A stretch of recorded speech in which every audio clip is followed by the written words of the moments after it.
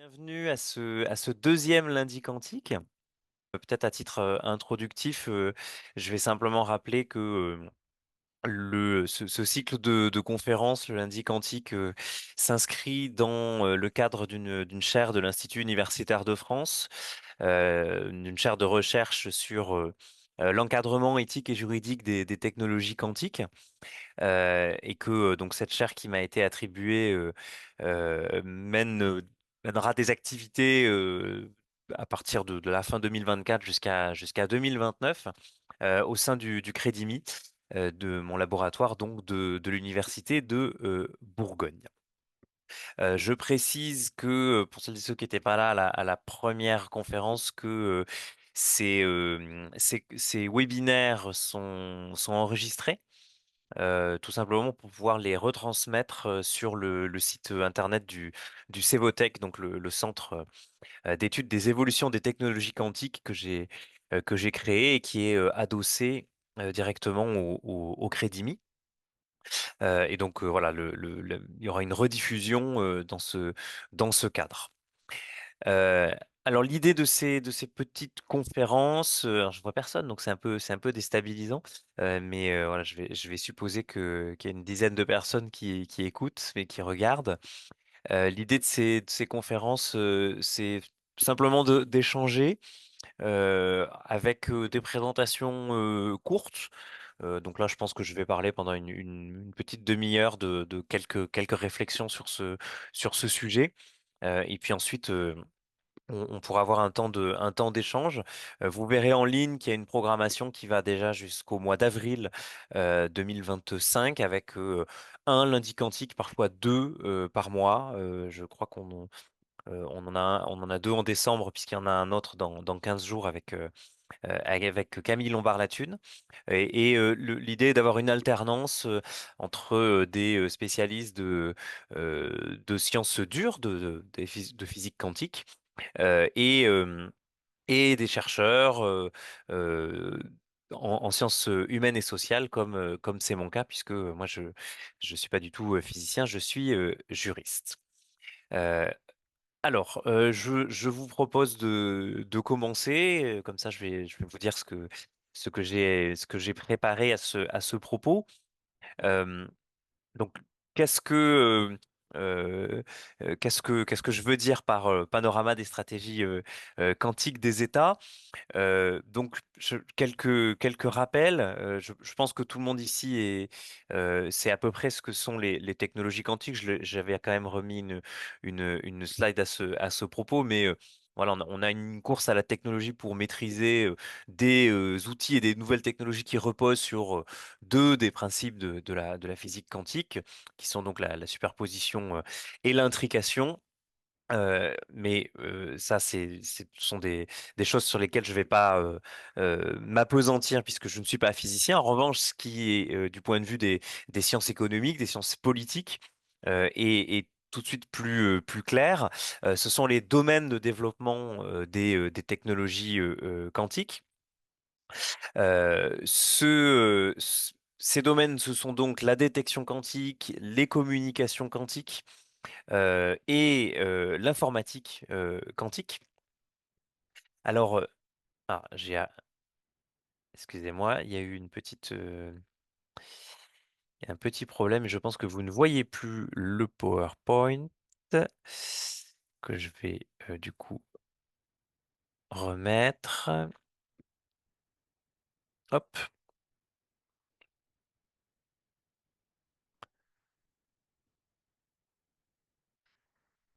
ouais, voilà.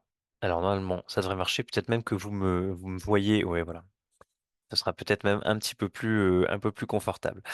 Donc trois grands domaines de développement des technologies quantiques et qui retiennent l'attention de la majorité des chercheurs et des investissements actuels. D'une part, la détection par le biais des capteurs quantiques, la communication ou les communications quantiques, et puis l'informatique quantique ou le calcul quantique. Je le mets avec. Alors, les trois font l'objet de travaux dans la plupart des États développés, des États qui investissent en matière de technologie quantique. Les capteurs quantiques, il y a de forts développements dans les budgets militaires d'un certain nombre d'États. Je pense au Canada, par exemple, hein. Euh, Puisqu'il va y avoir des applications, en tout cas, on suspecte des applications en matière militaire qui vont être extrêmement intéressantes pour donc développer des outils de détection puissants de type radar quantique qui vont être utiles à la navigation, par exemple en mer, euh, à, euh, euh, à la navigation également dans les airs, mais aussi en bioimagerie médicale, dans la surveillance d'infrastructures militaires, là, en termes de renseignement, etc.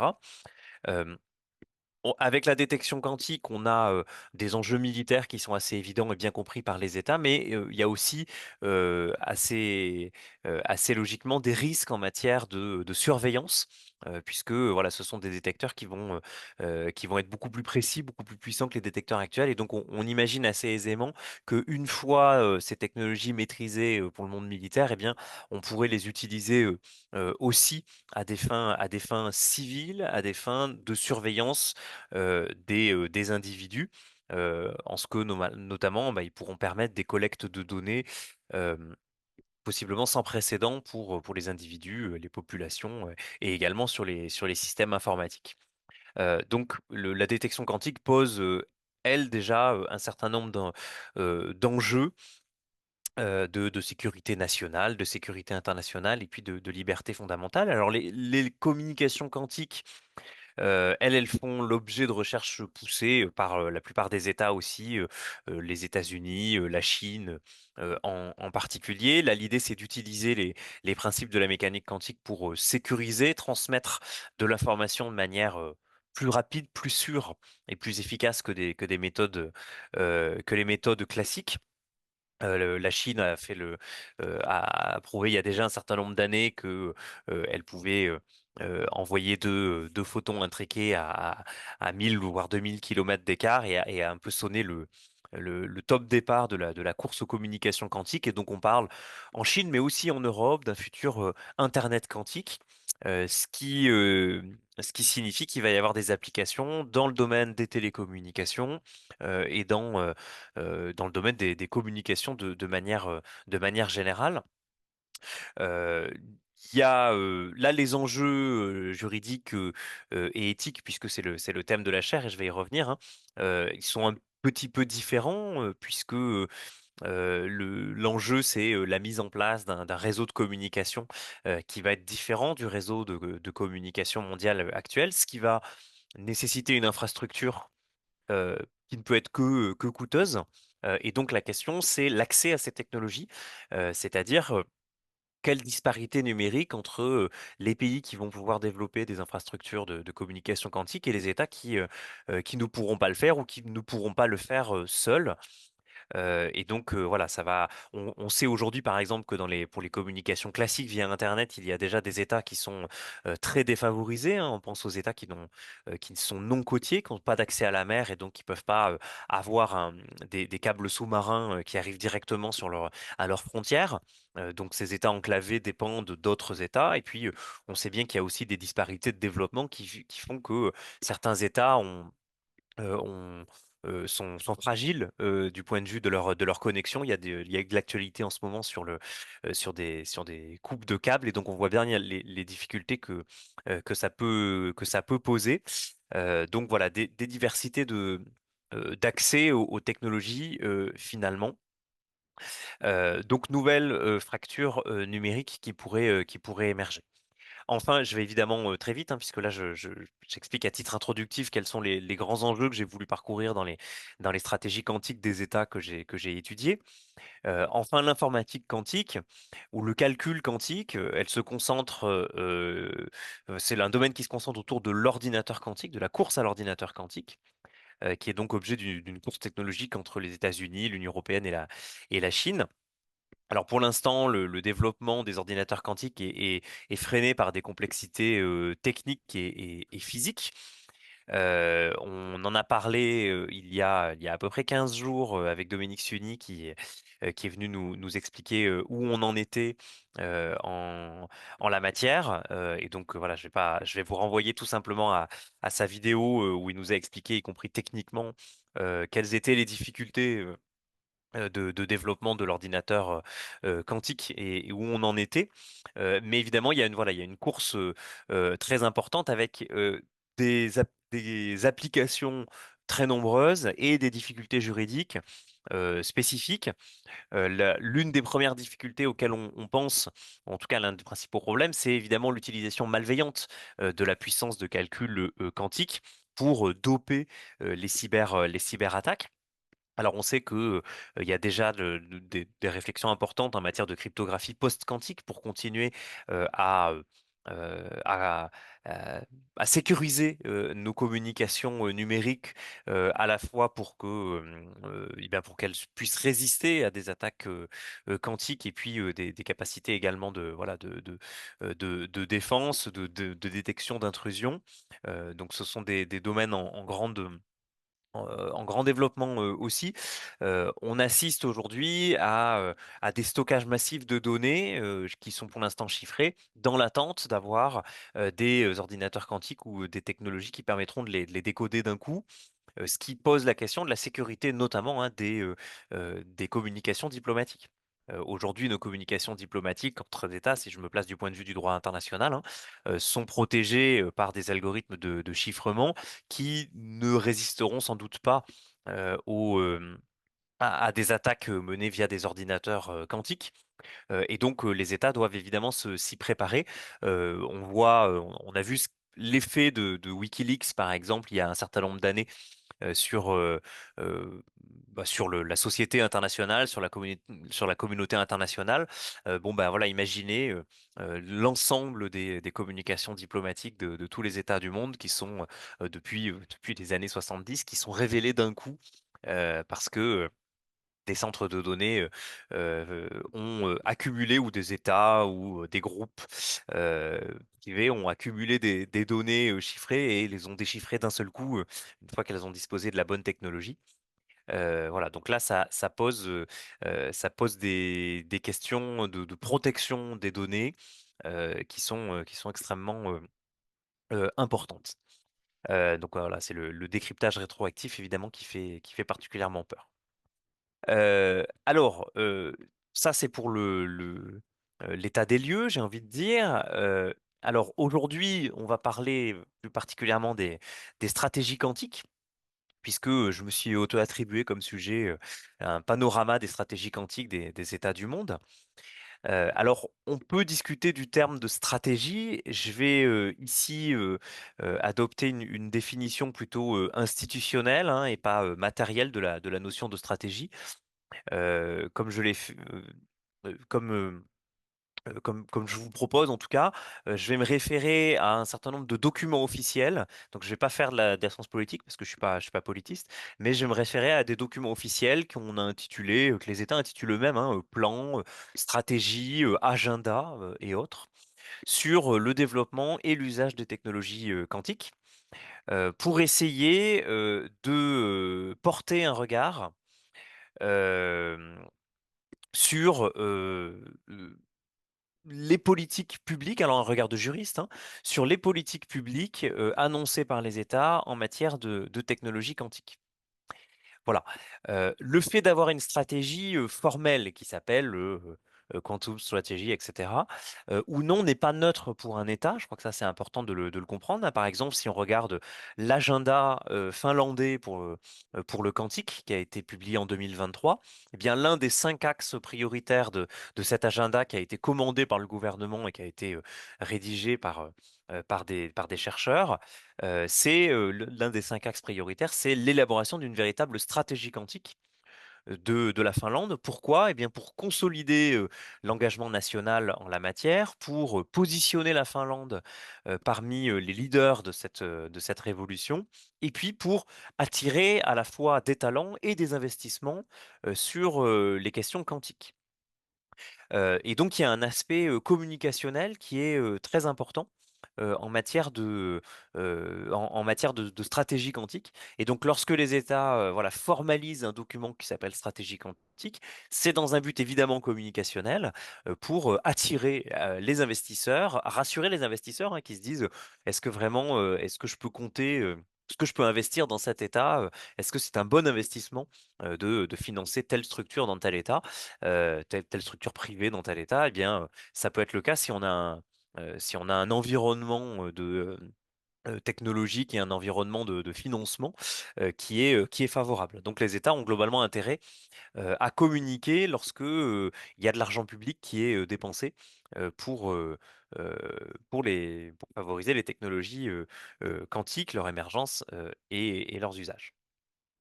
Alors, je n'ai pas indiqué ici, mais le poids estimé du secteur des technologies quantiques dans l'économie des pays fait l'objet en général d'une petite phrase ou d'un petit paragraphe en début des stratégies quantiques des États. Alors on voit un petit peu de tous les chiffres, hein, des fois c'est un peu lunaire. On voit, je ne sais plus dans quelle stratégie quantique on nous dit que voilà, ça va être 300 milliards d'euros le secteur du quantique à l'horizon 2050. Bon, c'est un petit peu difficile de calculer ça. Mais les stratégies quantiques ont un peu cette dimension aussi communicationnelle qui dit bon bah voilà ça va être absolument énorme donc notre État se positionne et venez investir chez nous. Alors pour étudier pour faire ce panorama des stratégies quantiques des États du monde, je me suis basé sur un corpus en tout d'une quarantaine de plans étatiques. Il y a quelques semaines, j'ai prononcé une conférence en format réduit à l'Université Laval au Québec. Je crois que certains d'entre vous, je vois Pierre-Jean qui est connecté, étaient là. Et donc j'avais à ce moment-là compilé une trentaine de plans, de stratégies. Là, j'ai un petit peu augmenté mon corpus et je me base sur une quarantaine de plans, 41 en tout, dont 34 qui sont de vraies stratégies, de vrais agendas formalisés en matière quantique, alors surtout en Europe, parce que j'ai été aidé par un état des lieux qui a été réalisé par le programme Cantera, financé par Horizon Europe, et c'est la diapo que vous voyez. Mais bien sûr, voilà, j'ai élargi le propos en incluant les États-Unis, le Canada, la Russie, le Japon, l'Australie, et puis pour faire court, les pays du G20 hein, qui ont adopté un plan ou une stratégie. Je précise, avant de vous livrer les premières conclusions, que c'est toujours une recherche qui est en cours, qui va donner lieu à une publication rapide d'une carte interactive sur le site du Cevotech dont je parlais tout à l'heure, où on va pouvoir voilà, cliquer pour aller accéder directement et assez le plus facilement possible, en tout cas je l'espère, aux stratégies quantiques actualisées des États. Et puis, il y a des analyses sectorielles. Pour l'instant, je ne prétends pas avoir une vision exacte de chacune des stratégies quantiques, même si j'en ai quand même étudié un certain nombre. Alors, euh, la première chose qui marque lorsqu'on fait un panorama des différentes stratégies quantiques des États, c'est l'accélération des réflexions institutionnelles à ce sujet. Cette illustration, elle est issue du même rapport que j'ai mentionné tout à l'heure. Vous voyez à gauche les politiques nationales qui ont été identifiées. Donc les politiques nationales, ce ne sont pas seulement les stratégies et les agendas qui sont formalisés, hein, c'est aussi tout simplement le fait qu'il y ait une politique de soutien dans le cadre d'une politique de recherche plus large. S'il y a une politique nationale de soutien spécifique à l'émergence de technologies quantiques, bon, bah, ça rentre dans le spectre de l'étude de Cantera. Et donc, vous voyez à gauche les politiques nationales identifiées en 2020 et en 2023, on est sur l'Union européenne ici, les réflexions en cours et ce qui a été adopté. Donc, vous voyez que entre 2020 et 2023, on a à peu près doublé le nombre d'initiatives et d'États qui travaillent sur ces sujets. Donc, en 3 ans, on a vu pour certains pays, l'émergence de programmes nationaux avec des budgets élevés, je vais y revenir, tandis que pour d'autres, eh bien, les références, les priorités se sont peu à peu clarifiées. Et donc les États préparent peu à peu leur propre stratégie, leur feuille de route, ou mettent en place des initiatives de mise en réseau pour réunir des représentants de la science, de l'industrie, de la politique en matière de technologie quantique. Et lorsque les États n'ont pas forcément les moyens de développer par eux-mêmes ces technologies, eh bien, ils ont quand même une stratégie à minima régionale de coopération scientifique pour avoir accès à ces technologies une fois qu'elles seront développées, et c'est évidemment soutenu par l'Union européenne. Justement, dans certains pays de l'Union, hein, le programme Cantera, qui est financé par, je l'ai dit, l'Union, est le seul mécanisme de soutien à la recherche et à l'innovation dans le domaine des technologies quantiques. Et donc, à la fois Cantera et le Quantum Flagship européen déclenchent la recherche sur ces technologies dans des pays qui n'ont pas de politique nationale en la matière. Et donc les États vont s'appuyer dessus en disant, voilà, on veut attirer des chercheurs en début de carrière, on veut renforcer le dialogue européen, etc. Mais ils n'ont pas forcément de capacité industrielle et de capacité de recherche significative. L'inquiétude, c'est bien sûr une fragmentation intra-européenne en matière de technologie quantique, ce qui paraît en fait difficilement évitable, hein, vu les différences technologiques et économiques des États, mais qui soulève un certain nombre de problématiques. Et donc les différentes initiatives européennes visent à essayer d'amenuiser ces différences à l'horizon 2000, entre 2027 et 2030, mais ce qui va sans doute être assez difficile. Alors, qu'est-ce qui ressort de ce panorama des stratégies quantiques? Voilà le plan de la recherche. Donc, c'est le même plan que ce que j'ai proposé il y a quelques semaines à l'Université Laval, mais la plupart d'entre vous n'y étaient pas, au colloque qui était organisé par Olivier Delas. Euh, je- pour faire simple, hein, ce plan est très simple et sans doute simpliste, hein. Je vais simplement évoquer ce que j'ai trouvé dans ces stratégies en les lisant attentivement, et puis je vais dire quelques éléments de ce que je n'y ai pas trouvé. Étant entendu, voilà, que tout ça, ce sera en ligne, donc vous pourrez retrouver facilement le plan de cette conférence et même cette mini-conférence qui fera l'objet d'une publication papier ultérieurement. Alors, tout d'abord, ce qu'il y a dans les stratégies quantiques des États, hein, c'est-à-dire les éléments présents dans les stratégies quantiques des États, je crois qu'il y a principalement deux choses qui sont pas très très étonnantes, des objectifs généraux qui sont globalement les mêmes d'un État à l'autre, et puis des divergences qui sont parfaitement logiques. Et je vous propose de voir d'abord les deux grands objectifs communs de ces stratégies, hein. Donc, c'est ce que j'ai appelé grand A, les objectifs généraux globalement partagés. C'est la recherche d'un leadership mondial d'abord, qui soit général ou sectoriel, et puis la création d'écosystèmes quantiques. Alors, sur le premier point, hein, pour faire court, tout le monde veut être leader sur le leadership, donc dans les trois domaines, calcul, ou informatique, détection, communication. Pourquoi? Eh bien, parce qu'à chaque fois, l'État qui va y arriver en premier aura un avantage stratégique en termes militaires, bien souvent, et puis dans un deuxième temps commercial. Et c'est quelque chose qui ressort de manière importante de certains États qui n'ont pas forcément des budgets militaires incroyables, mais qui par contre veulent développer des infrastructures, par exemple, de communication quantique. Et donc tous les acteurs cherchent un leadership mondial général, mais certains États vont être plus avancés que d'autres dans certains secteurs. Évidemment, hein, l'État qui va maîtriser le premier les communications quantiques pourra communiquer de manière parfaitement sécurisée, pourra développer une infrastructure civile, hein, donc un modèle économique des communications quantiques. La Chine, la France sont assez en pointe sur ce sujet, parmi d'autres. L'État qui va maîtriser plutôt la détection quantique aura une avance militaire considérable, hein, et du fait notamment des applications en navigation en aéronautique. Et puis, il y aura aussi des applications dans le domaine de la médecine qui seront importantes. Alors là, il y a par exemple le Canada, les États-Unis sont assez en avance sur ces sujets-là. Quant au calcul quantique, bon, bah là, c'est celui qui ouvre la voie à l'ordinateur quantique. Et donc lui, il va permettre de réaliser des calculs qui sont aujourd'hui impossibles ou en tout cas très, très complexes.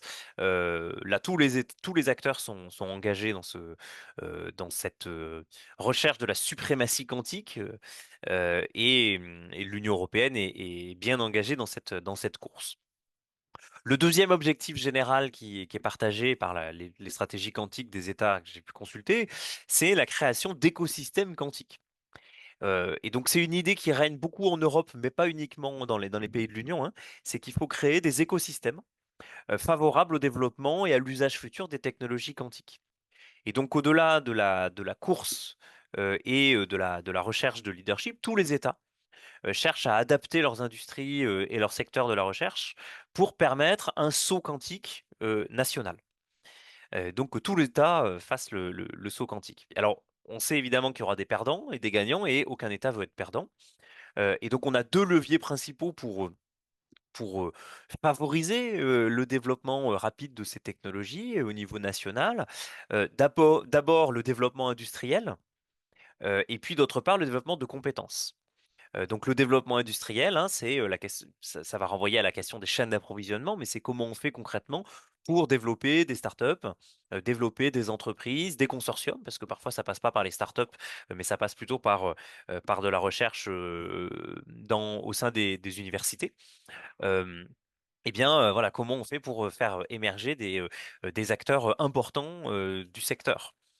Et puis de l'autre côté, le développement de compétences, donc là, c'est comment on fait pour former les gens, aux technologies quantiques, former des chercheurs, attirer des chercheurs, étrangers qui auraient été formés ailleurs. Et puis, la question également qui en découle un petit peu de la culture des technologies quantiques dans la société. Il y a quelques stratégies quantiques, je pense au Danemark par exemple, qui évoquent, très rapidement, hein, mais qui évoquent le sujet et qui disent qu'il faut quand même s'intéresser, à l'émergence d'une culture des technologies quantiques pour permettre, bah, les que d'autres générations s'y intéressent et se dirigent vers ces marchés, émergents dans les années qui vont venir. Donc par exemple, le Canada et l'Irlande, alors l'Irlande, c'est pas une stratégie, ce sont ses priorités parce qu'il y a pas de stratégie formelle. Le Canada et l'Irlande vont insister sur, l'importance d'attirer des talents, pour soutenir leur leadership. C'est le cas aussi d'autres États, comme la Hongrie, par exemple. Cette notion d'écosystème, elle est assez intéressante parce que, elle est présentée comme, holistique. C'est-à-dire qu'elle vise à traiter d'un petit peu tout. Et donc chacun dans, chaque État, dans sa vision de l'écosystème, va émettre un petit peu ce qu'il souhaite. Hem donc par exemple, on va mettre qu'il faut avoir, qu'il faut former des talents nationaux ou bien à l'inverse, qu'il faut, attirer des talents internationaux, et cetera. Et que, bah, il faut favoriser l'innovation, on trouve un petit peu toujours la même idée.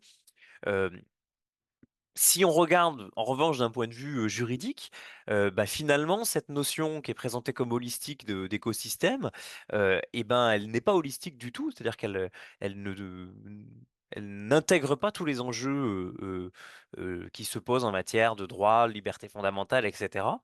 Et si on regarde comment est conçu le droit en particulier, eh bien la réglementation est conçue plutôt comme un instrument de facilitation du développement des technologies. Parfois comme d'ailleurs un simple terrain de jeu diplomatique, je vais vous en donner quelques exemples. Hem, que ce soit en matière de standardisation ou tout simplement d'émergence de normes, pour, encadrer un minimum le développement des technologies, quantiques. Et donc en creux, hein, on sent que, les plans quantiques vont concevoir le droit, comme un élément externe, qu'il faut pas trop invoquer, sinon, bah, ça pourrait devenir un obstacle au développement des technologies quantiques et ça, c'est surtout ce dont on ne veut pas. On ne veut pas d'obstacle, au développement de ces technologies, je vais y revenir. Alors dans ces stratégies, on a des objectifs partagés, mais on a, aussi des divergences, qui sont assez logiques et qui reflètent, la structure de l'ordre international. 2 types de divergences, des divergences méthodologiques quant à l'application des plans et puis des divergences structurelles entre les États et j'en ai déjà dit un mot, donc c'est simplement pour le rappeler. Alors si je m'intéresse un petit peu aux divergences, méthodologiques, quant à l'application des plans, pour faire court, on voit 3 types de pays. Il y a ceux qui, ont une stratégie nationale coordonnée. Il y a ceux qui n'ont pas de stratégie coordonnée, mais qui ont, quand même des financements publics, significatifs. Et puis il y a des pays qui sont surtout engagés dans des programmes internationaux, parce que, bah, il manque de financement ou bien il manque de stratégie, claire. C'était le cas jusqu'à récemment de la Finlande, par exemple. Donc il y a plusieurs vitesses ce qui préfigure une société internationale à plusieurs vitesses en matière de technologie quantique. Ce qui n'a rien d'étonnant, hein, puisque c'est déjà le cas pour l'intelligence artificielle générative, par exemple, ou pour d'autres technologies. Euh, donc rien d'étonnant, mais on le retrouve de manière assez marquée dans les stratégies. On voit aussi des États qui essaient de rattraper leur retard. Par exemple, la France n'a pas forcément été extrêmement réactive, hein, puisque le plan quantique, finalement, il a été publié qu'en 2021. Alors que bah, le Royaume-Uni avait déjà un plan depuis 2014 et une stratégie formelle en 2018. Les États-Unis, c'est 2019. Donc voilà, on n'a pas toujours été, on n'a pas vraiment été en avance sur ce sujet, mais on a été plus en avance que d'autres, comme l'Allemagne, par exemple. Euh, alors tout ça préfigure une société internationale à plusieurs vitesses, donc.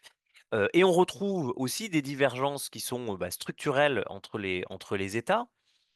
Alors là, je vous projette une infographie qui est déjà un petit peu vieille, puisqu'elle date du rapport Forteza, euh, qui doit être de 2021. Euh, dans l'Union européenne, mais elle révèle déjà quand même un petit peu la situation, dans l'Union européenne, l'harmonisation des politiques nationales avec les initiatives européennes est déjà un enjeu. Et le manque de financement dans certains pays limite déjà l'impact des recherches. Et l'impact de l'Union européenne dans son ensemble est déjà, ou plutôt l'action de l'Union européenne dans son ensemble est déjà impactée, même si j'aime pas trop le terme, influencée en tout cas, par le fait qu'il y a des disparités de financement et de capacités technologiques au sein de l'Union, et que l'Union veut veiller à ne pas créer de fractures trop importante entre les États de l'Union européenne.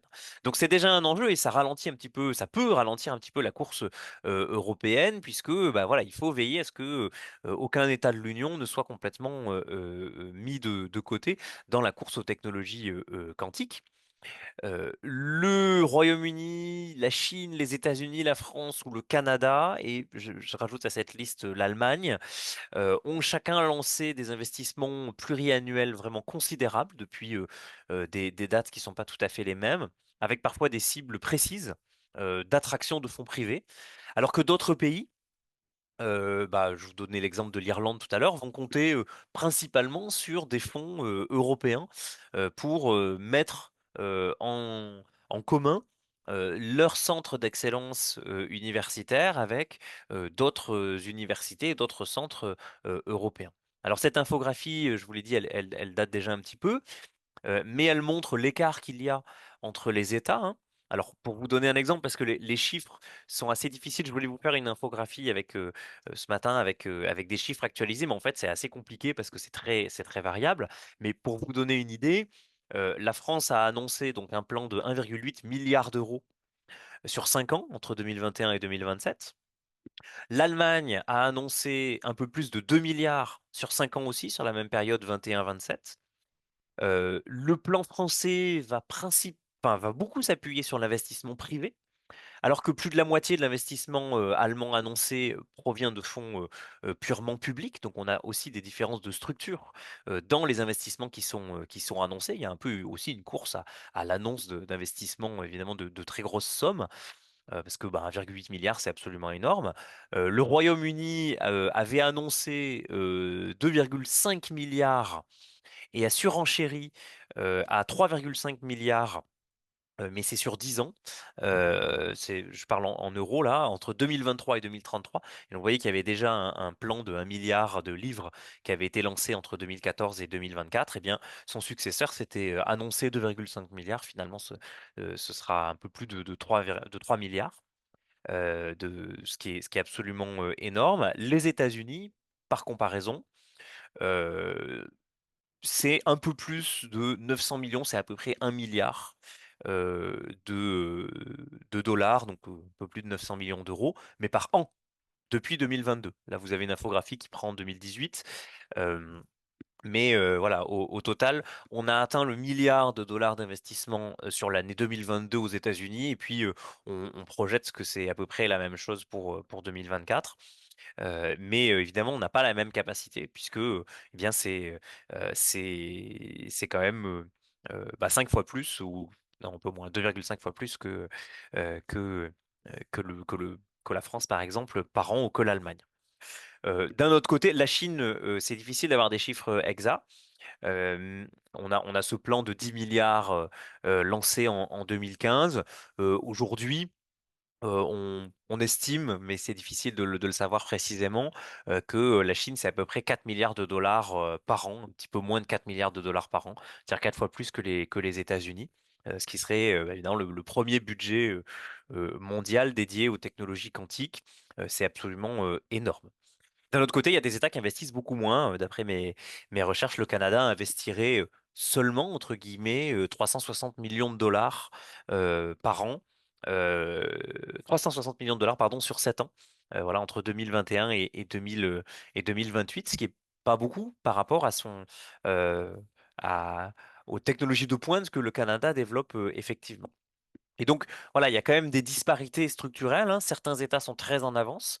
Le Royaume-Uni, je vous l'ai dit, a un programme de recherche depuis 2014, et d'autres sont très en retard ou bien sont affectés par des choix stratégiques qui les grèvent.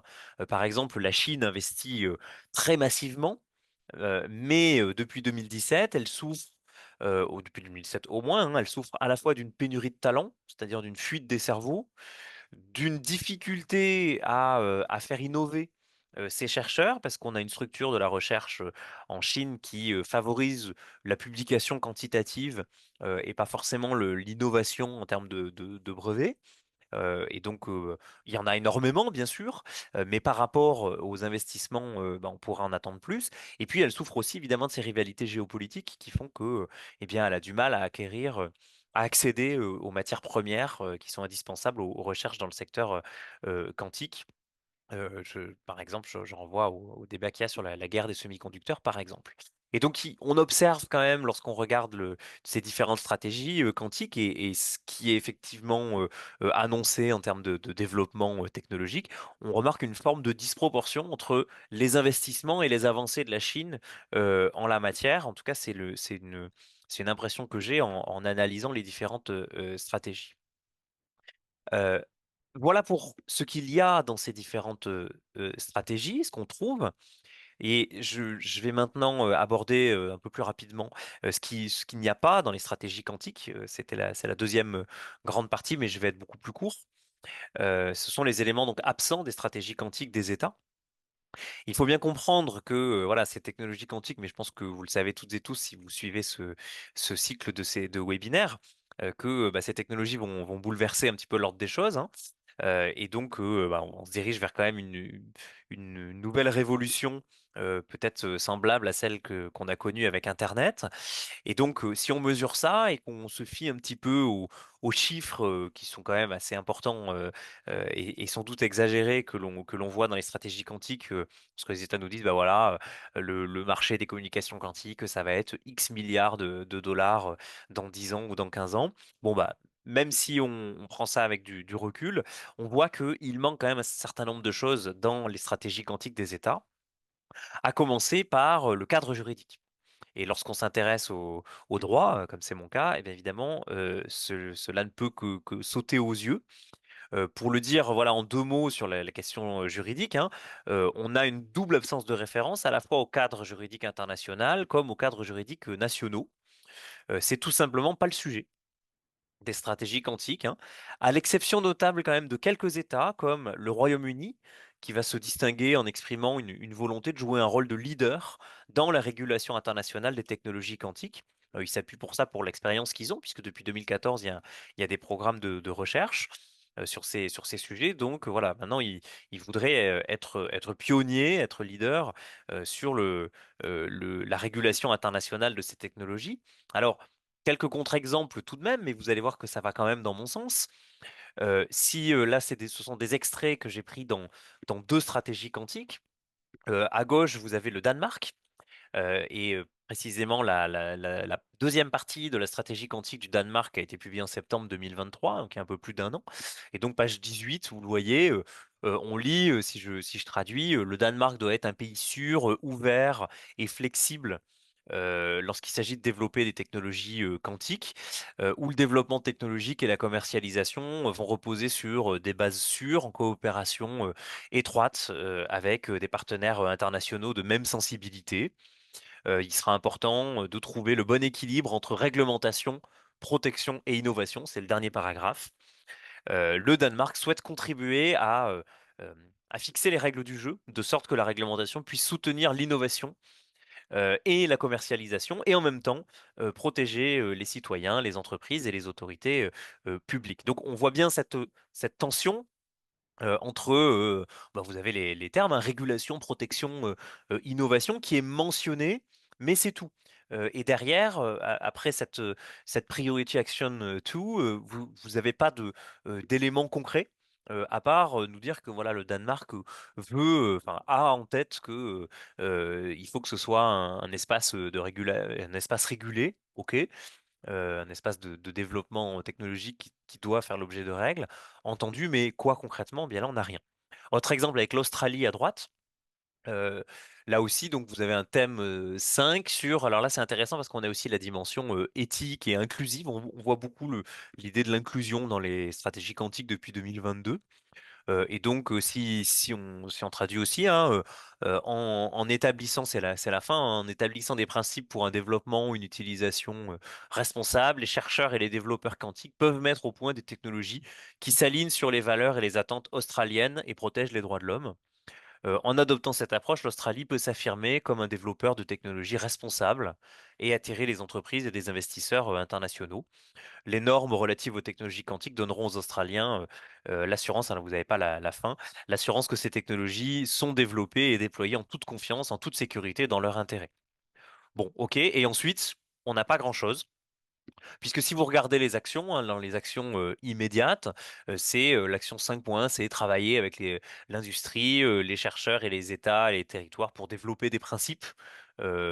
OK. Et puis l'action 5.2, c'est s'assurer que l'Australie est activement représentée dans les processus et dans les institutions de construction des standards internationaux sur le quantique. Donc là, effectivement, hein, c'est une course à la standardisation dans laquelle la Chine est particulièrement agressive et les États-Unis euh, et l'Union européenne sont aussi bien engagés dedans.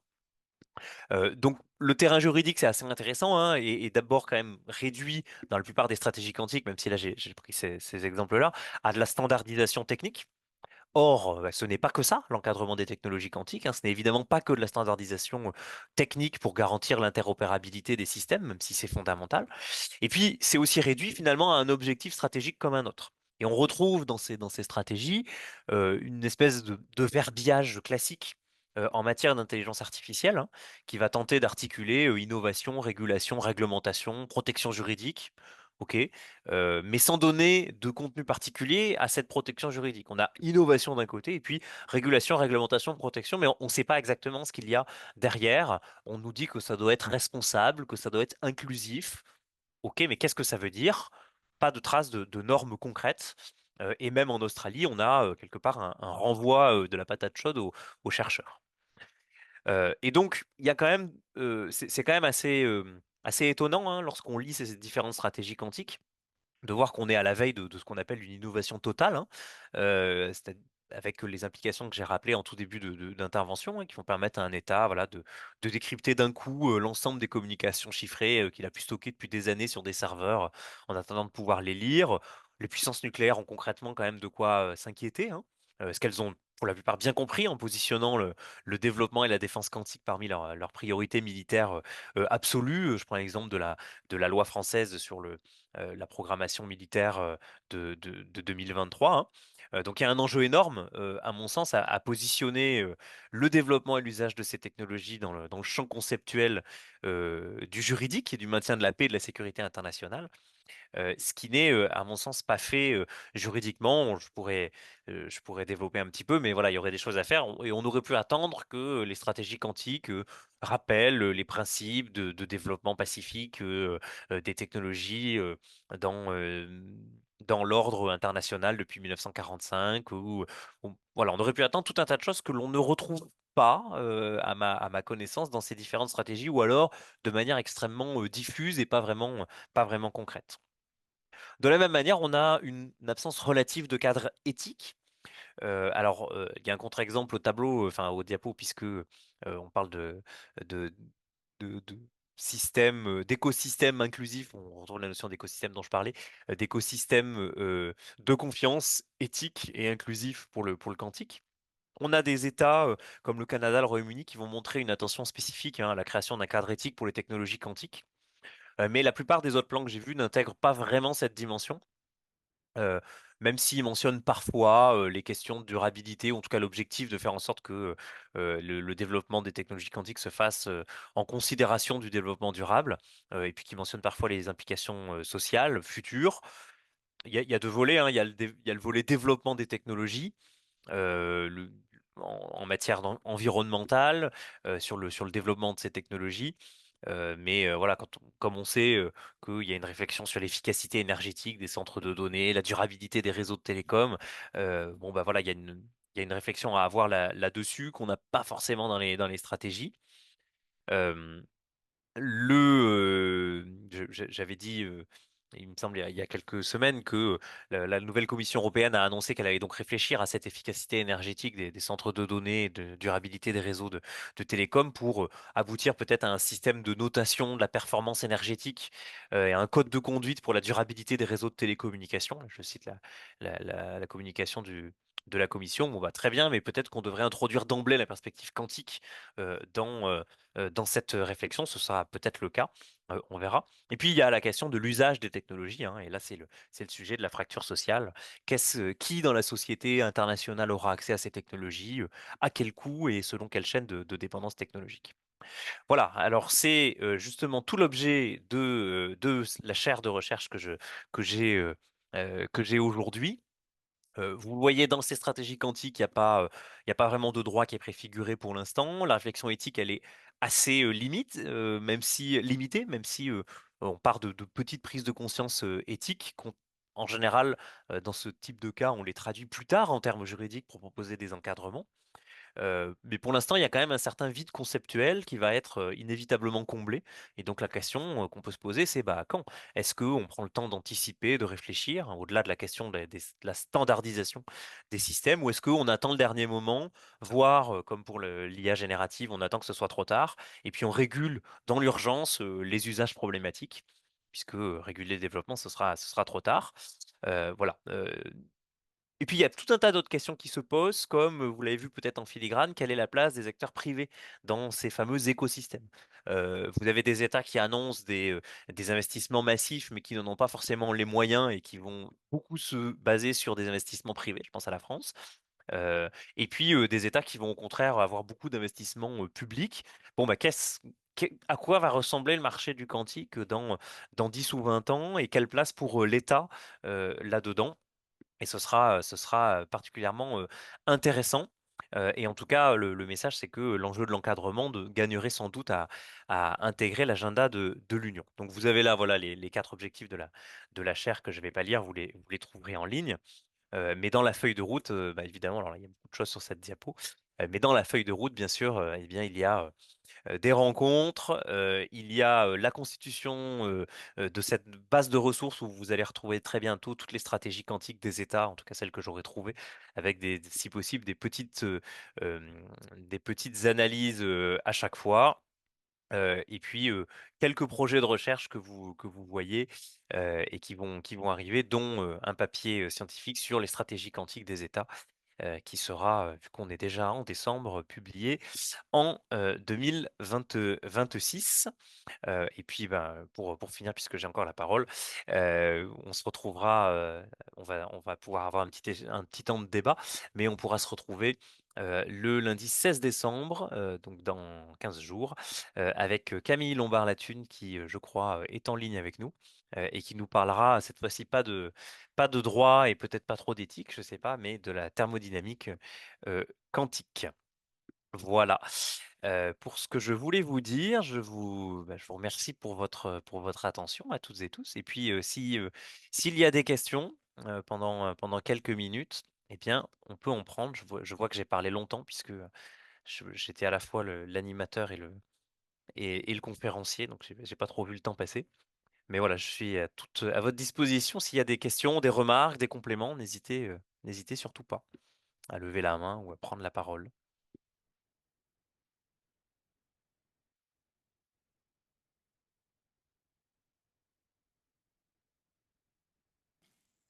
Bonjour. Bonjour. Oui, alors je me permets de prendre la parole puisque je vois que pour le moment personne n'a trop Allez-y. réagi, voilà. Donc je me présente, je suis Placa Marine, je suis doctorante en droit public à l'Université de Lorraine sous la supervision du professeur Pierre-Tiffine et je travaille justement sur tout ce qui est, enfin je m'intéresse beaucoup aux innovations de manière générale, mais là mon sujet de thèse c'est sur les interactions entre le droit administratif et l'intelligence artificielle, on va dire.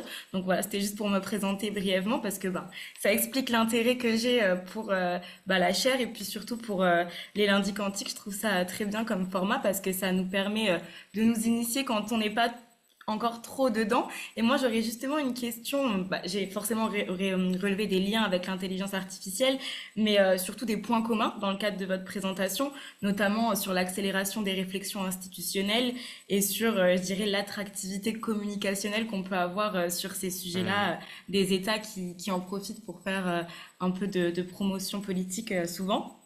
Et vous avez dit quelque chose qui était très intéressant, c'était que pour le moment, la régulation n'était pas un sujet.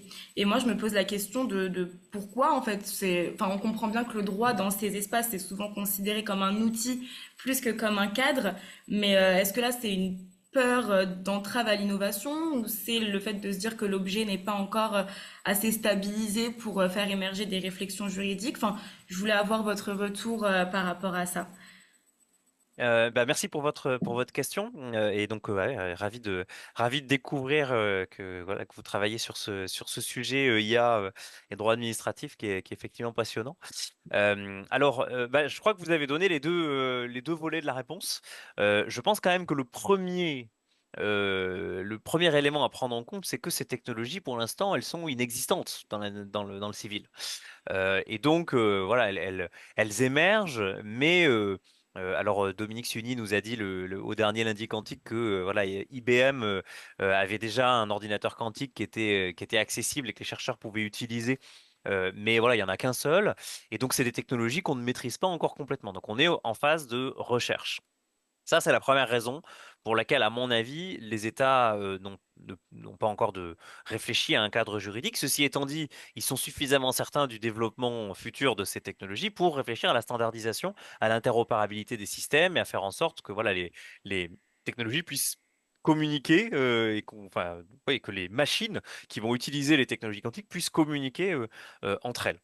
Donc, ça veut dire que même si c'est inexistant pour l'instant, c'est quand même suffisamment proche pour qu'on s'y intéresse. Et donc, la deuxième raison, c'est effectivement, à mon sens, la nécessité qui est perçue comme vitale pour les États, notamment développés, de ne pas manquer cette course. Et d'ailleurs, c'est l'intitulé du rapport Forteza, hein. C'est le virage que la France ne manquera pas. La France a manqué le virage de l'IA. On a déjà un démarrage tardif sur la stratégie quantique, alors qu'on a trois prix Nobel hein, en France en physique quantique. Donc voilà, peur de brider l'innovation. Et là, ça renvoie effectivement à des débats qui sont très proches de ceux qu'on a sur l'intelligence artificielle. Pour autant, ce sont quand même des manières de penser qui interrogent, parce que on ne peut sans doute pas raisonner exactement de la même manière pour les technologies quantiques et pour l'intelligence artificielle. Tout simplement d'abord parce que l'IA, c'est du logiciel, et les technologies quantiques, c'est du matériel, c'est du hardware. Donc déjà, on ne devrait pas réfléchir exactement de la même manière. Mais voilà, c'est les États, en tout cas, moi, je le ressens clairement. Quand on lit certaines stratégies quantiques, on enlèverait technologie quantique et on mettrait intelligence artificielle à la place. On ferait un copier, enfin, on ferait un ouais, copier-coller ou un rechercher-remplacer plutôt. Parfois, on n'y verrait que du feu. Voilà. Et donc, c'est effectivement assez intéressant de voir qu'on réfléchit là-dessus, mais pas sur le reste. Or, je pense que on pourrait et on aurait tout à gagner on, je dis la communauté internationale, hein, aurait tout à gagner à positionner le sujet sous l'angle du maintien de la paix, par exemple, et du développement pacifique des nouvelles technologies. C'est ce qui a été fait pour l'espace extra-atmosphérique dans les années 60. C'est ce qu'on a fait à ce moment-là. Dès qu'il y a eu des questions nucléaires dans les années 90, on a commencé à parler de désarmement. Les armes chimiques, c'est pareil. Donc on a eu un droit du désarmement qui a émergé. On a essayé de remettre tout ça dans le contexte du maintien de la paix et de la sécurité internationale. Bon, ben voilà, ça, c'est des choses qui coûtent pas forcément grand-chose et qu'on pourrait faire dès maintenant et qui préfigureraient le fait que on va réfléchir à l'avenir à ces technologies dans le cadre de l'ordre international qui est établi. Voilà. Et donc, bah, ça, c'est pas forcément un raisonnement qu'on peut tenir avec l'intelligence artificielle, parce que l'intelligence artificielle, voilà, ce sont des suites d'algorithmes qui posent énormément de questions qu'on peut utiliser dans des cadres militaires aussi, mais qui posent pas vraiment la question de la nouvelle technologie révolutionnaire entre guillemets. Voilà, je pense que ça répond qu'en partie peut-être à votre question, mais effectivement, il y a vraiment des points communs entre les réflexions et je suis pas sûr que ce soit toujours une bonne idée.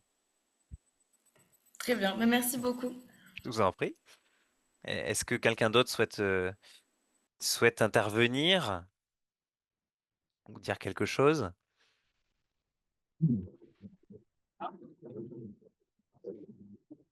Euh, Alors, Monsieur Amougou, on vous entend mais de loin. Je sais pas si vous voulez parler. Ah, on vous entend pas. C'est mieux là? Là, oui, on vous entend un petit peu.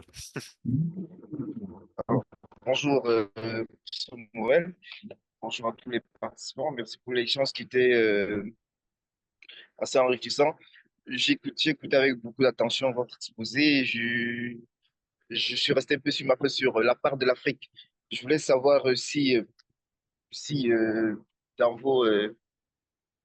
dans vos éléments de réponse, vous sauriez de manière anticipée une idée d'une stratégie africaine, ou alors d'une conscience, d'une stratégie africaine liée aux technologies quantiques. Dans ça, je me rends bien compte que mettre en place une stratégie quantique nécessite déjà des moyens, un écosystème entrepreneurial et une Mhm. système de pratique quantique au moins des populations. Il y a une Ouais. gouvernance. Mais pour le moment, déjà que la question de l'intelligence artificielle, même des questions des nouvelles technologies n'est pas suffisamment acquise dans notre contexte, dans le contexte du continent africain. Mhm. Je veux savoir si vous avez des éléments que, parce que moi je n'en ai pas connaissance, des éléments d'une éventuelle stratégie quantique en Afrique. Oui, alors bon, c'était un petit peu coupé, mais j'ai compris votre question. Euh, oui, il y a des éléments, et notamment, je crois que c'était en avril ou quelque chose comme ça. On a eu une conférence internationale à Kigali sur les sciences et l'avenir. Et donc, ça a été l'occasion de discuter un petit peu des développements en Afrique. Il y a des États, effectivement, qui investissent en la matière. Je pense au Sénégal, par exemple, qui est en train de développer une stratégie quantique. Je sais que le Rwanda aussi, hein, c'est justement pour ça que la conférence avait lieu à Kigali. Le Rwanda investit dans les technologies. Les géants technologiques occidentaux investissent aussi dans certains pays africains. Je sais que IBM, par exemple, mène un certain nombre d'initiatives dans certains pays africains. Voilà, mais pour l'instant, moi, je n'ai pas vu encore de réflexion continentale ou en tout cas communautaire en Afrique. La question principale, c'est les infrastructures pour l'instant. C'est-à-dire qu'en Afrique, on a encore dans certaines zones des difficultés sur des infrastructures communicationnelles pour utiliser de l'IA, par exemple. Et donc, voilà, sur les questions quantiques, on essaie de les préfigurer, mais c'est difficile d'investir aussi massivement que les États-Unis, que l'Union européenne ou que la Chine, évidemment. Mais ce qui est certain, c'est que les États africains n'ont aucune intention de rester en marge de cette course technologique. Et veulent justement s'en servir diplomatiquement pour bah, demander un rééquilibrage des équilibres, enfin, un rééquilibrage technologique mondial. Ce qui est compliqué, hein, on voit bien les débats qu'il y a eu à la dernière COP 29 ces derniers jours. Hein, on sait que c'est complexe, mais ça pose, je trouve, avec beaucoup de prégnance le thème des fractures numériques. Et donc on craint, les fractures existantes risquent d'être largement accentuées. les fractures mondiales existantes, et on a même des fractures intra-régionales qui se dessinent déjà, puisque entre par exemple le Burundi et le Sénégal, on a une fracture technologique qui est extrêmement importante. Voilà. Et c'est valable pour d'autres États, bien sûr. Mais les États africains sont pas du tout en reste sur ce sujet et s'y intéressent. Merci. Euh, Pardon, ouais, bonjour. Juste, je me permets de faire un rapide commentaire par rapport à la question. Moi, il se trouve que j'ai fait plusieurs postdocs en Afrique du Sud. Et Ouais, donc, l'Afrique du Sud est un des oui. pays du continent africain qui, voilà, je ne vais pas dire investit massivement, mais il y a trois pôles de recherche nationaux qui Hmm, voilà, sont relativement bien développés. Donc, notamment, je pense, le secteur le plus fort, ça serait peut-être Stellenbosch, donc mhm, l'université de Stellenbosch, près de Cape Town. Et puis, il y a deux autres groupes assez importants. Donc, un à l'université de Johannesburg et un autre à l'université de KwaZulu-Natal, donc à Durban. Alors voilà, c'est essentiellement aussi des théoriciens, il faut le dire. mhm, Et voilà, mis à part euh, pardon, Johannesburg, où c'est un groupe moitié théorie, moitié expérimental, plus sur l'optique quantique. mhm, Euh, et aussi, voilà, ce que je voulais mentionner aussi, c'est que donc, bon, voilà, il y a petit à petit, comment dire, national flagship sur mhm, les technologies quantiques qui se met en place. Et il se trouve que en fait, voilà, le groupe de recherche de Durban, en fait, c'est scindé en deux.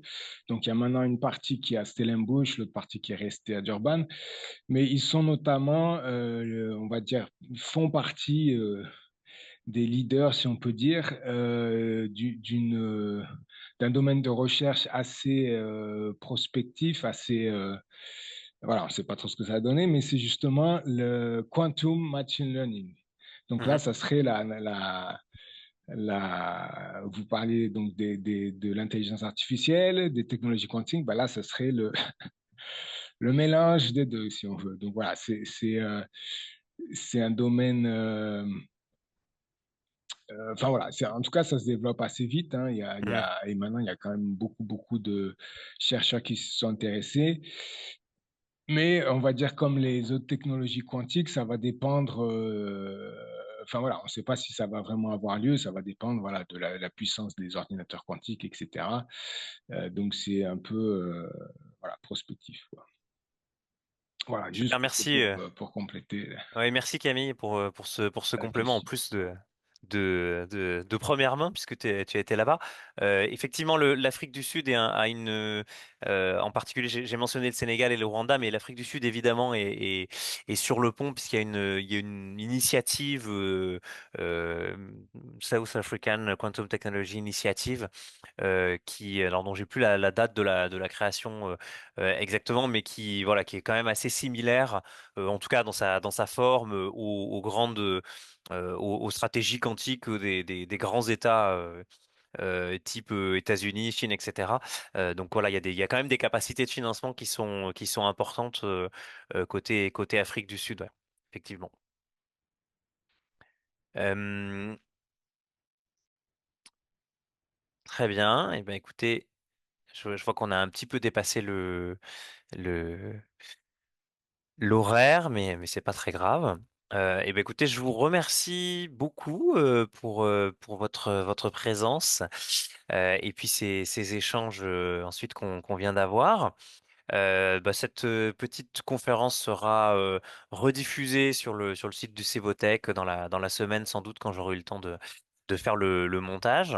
Et puis, écoutez, je vous donne rendez-vous d'ici 15 jours avec Camille Lombard-Latune, justement, que vous venez de voir, pour parler de thermodynamique quantique. D'ici là, pour celles et ceux qui sont à l'Université de Bourgogne, euh, Sachez que vendredi à midi et demi à la MSH de Dijon et en ligne, c'est retransmis en ligne, il y aura la conférence officielle de lancement de la chaire, voilà, où j'expliquerai tout simplement ce que je vais faire dans le cadre de la chaire. Mais si vous êtes à Dijon, eh bien, n'hésitez pas à venir, il y aura même du café et des gâteaux.